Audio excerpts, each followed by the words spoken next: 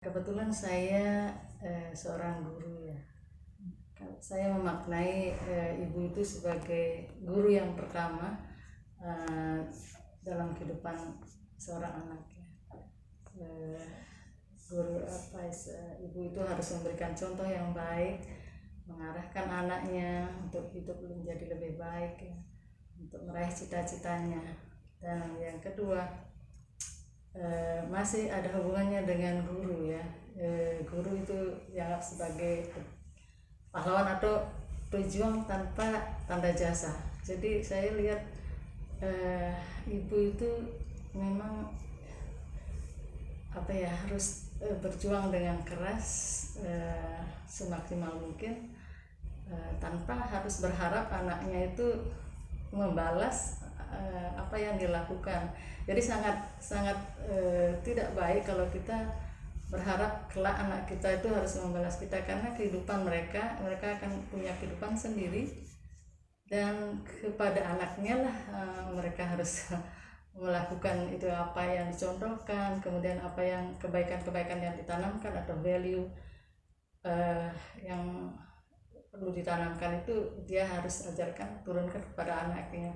Jadi seorang anak itu tidak mungkin membalas apa yang dilakukan ibu dari anak itu. Jadi untuk anak itu ya, itu maksudnya anak itu. Jadi dia kepada anaknya sendirilah yang dia harus balas. Anaknya akan melakukannya nanti.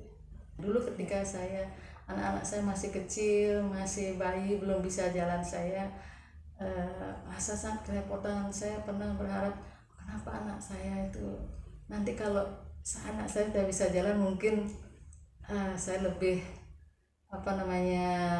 lebih ringan, tidak harus menggendong dan seterusnya. Ternyata tidak semudah itu ya. Setelah anak saya bisa jalan, saya harus lihat dia kesana kemari, kemudian dia sampai pernah terjadi dia jalan ke pantai, kemudian naik kano, dan saya dapat laporan dari orang lain, ibu kenapa dibiarkan anaknya jam segini. Wow, sampai saya pernah marah ya. Itu tantangan yang pertama. Tantangan soalnya banyak sekali tantangannya. Saya sangat bersyukur ya, sebagai orang Bali itu punya filosofi Trihita Karana. Jadi living in harmony, seimbang ya, dengan secara harmonis antara hubungan manusia dengan saya, dengan Tuhan, dengan kalau tadi Tuhan namanya Parahyangan, kemudian Palemahan itu hubungan dengan manusia dan hubungan dengan alam semesta. Nah kebetulan saya sangat menjaga semuanya itu. Tidak mungkin kalau kita terlalu fokus dengan satu hal saja, itu tidak ada kebahagiaan, tidak mungkin ya. Kita tidak bisa berharap hanya dengan misalnya sembahyang aja, kemudian tanpa kita bersosialisasi atau tidak menyatu dengan alam, tidak ada kebahagiaan ya. Kebetulan saya lakukan semuanya itu. Saya bersyukur dengan 11 ibu ini, kami ya dari segi hubungan dengan manusia, dengan sosial, jadi kami sampai sekarang itu terjaga baik ya. Walaupun misalnya di proyek pertama udah usai, tapi kami saling mengunjungi, bahkan bukan hanya berkunjung ya. Hal yang termanis yang saya lihat, kalau misalnya ibu-ibu itu kan kalau masak sesuatu, mereka dengan senang hati menelpon saya, oh ini ada pepes, kemudian busurnya bilang ada cukut gedang. Wah, kami dengan senang hati ya datang menikmati. Itulah yang ini kekayaan yang bagi saya, kekayaan kita yang terbesar itu ketika di masa tua, masa mulai berumur itu memiliki teman. Saya pernah mengalami ini ketika anak saya ya, saya punya tantangan. Anak saya udah remaja, sudah mulai pacaran, tapi dia jarang sekali berkomunikasi kepada saya. Kemudian tiba-tiba dia putus, dan saya tahu dia putus itu dari temannya. Saya sempat protes, kenapa kamu tidak bicara kepada mamamu, padahal kamu tinggal bersama mama. Nah itu dari segi perasaan saya justru kan sakit hati kan, kenapa anak saya memilih temannya untuk curhat bukan kepada saya. Lalu saya melihat ke diri saya sendiri, oh mungkin anak saya lebih nyaman bicara kepada temannya. Jadi temannya, saya mengakui bahwa temannya mungkin jadi pendengar lebih baik dibandingkan saya sebagai seorang ibu. Ibu pasti sering mengoreksi dan seterusnya, dan belum tentu itu enak bagi dia, ya.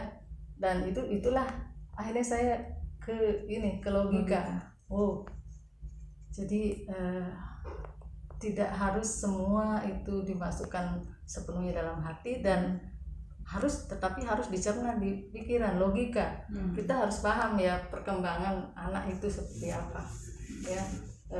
Jadi ada masanya anak itu bersama kita ibu, tapi ketika remaja dia dengan temannya, dan bahkan nanti kalau sudah suatu saat nanti dia menikah, sudah pasti hidup dengan keluarganya seperti itu.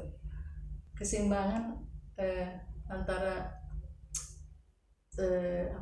kesempurnaan dan ketidaksempurnaan, ya ketika kita menua, kita ketika remaja kan kita bangga, oh cantik, badan seksi atau apa. Nah kalau sudah itu kesempurnaan ya. Tapi ketika sudah mulai beranjak tua,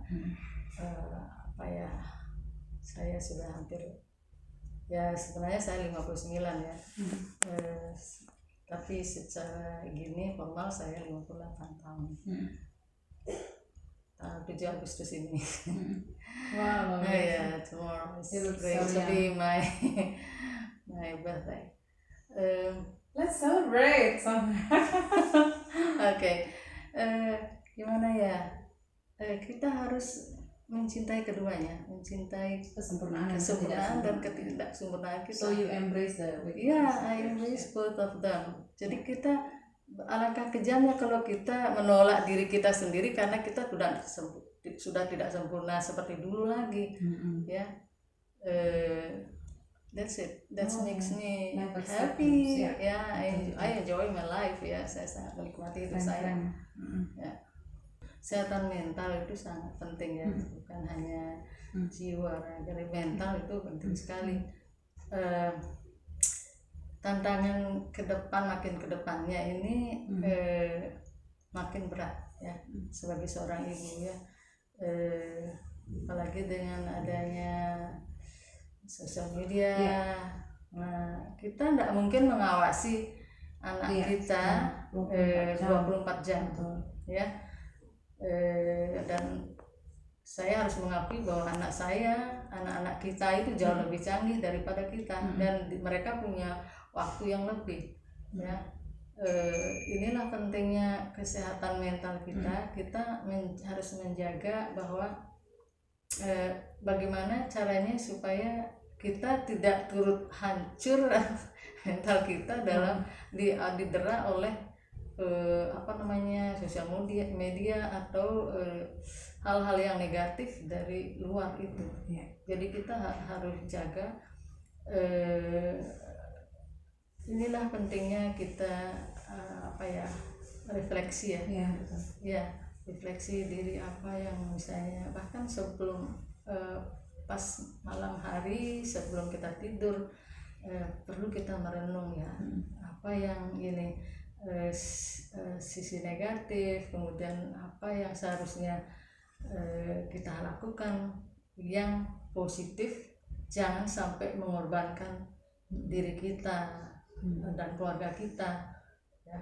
Jadi mental yang kuat dan yang tangguh dan selalu berinovasi ya, mengikuti zaman tapi tidak tergerus oleh zaman ya. Jadi itulah kita lihat logika juga dan budaya itu penting juga ya. Dibalik kan hanya ada budaya-budaya yang sangat baik untuk menuntun kita untuk hidup yang seimbang dan bagaimana kita menjaga mental kita supaya tangguh tanpa harus menjadi arogan ya. Boleh sih hebat ya tapi kalau kita tampak show off atau menyombongkan diri dan kehebatan kita bukan mental baik ya. Itu bahkan orang menilai negatif ya. Jadi tumbuhkan hal-hal yang positif. Menjadi seorang ibu dan termasuk dalam proyek ini ya, perjuangan itu tidak berhenti sampai di sini saja ya. Jadi harus terus dilanjutkan. Ketika kita lelah, bolehlah kita istirahat sebentar, tapi tidak berarti kita berhenti selamanya. Ya harus ada sesuatu yang harus dilakukan, something new, ada sesuatu yang baru dalam hidup ini supaya hidup itu penuh warna ya. Jadi saya melihat bahwa di proyek 11 Ibu ini bukan itu saja ya. Saya dapat contoh dari Mahima, ini Bu Sonia. Saya selalu dengar ada kegiatan ini ada. Jadi banyak kegiatan yang menginspirasi saya bahwa di dunia ini termasuk mulai dari di komunitas ya, selalu ada hal yang baru ya. Yang pertama itu ya tadi, jadi kita harus terus bertumbuh, berkembang, dan yang kedua kita harus dengan ada proyek ini kita saling menginspirasi. Ya itu yang sangat penting. Pasti ada hal-hal yang istimewa dari seorang ibu, walaupun misalnya dia mungkin difabel ya. Jadi saya bisa lihat ada sesuatu yang tidak saya miliki pada diri saya, tapi ada ibu itu ya. Dari satu ibu ke ibu yang lain kami kan sering ngobrol ya. Ada sesuatu yang bisa saya maknai, saya pelajari untuk hidup saya. Ya saya berharap proyek ini menginspirasi bagi ibu-ibu di luar sana, bahkan kalau bisa di seluruh dunia, bahwa kita bisa belajar dari orang lain untuk menjadi lebih baik.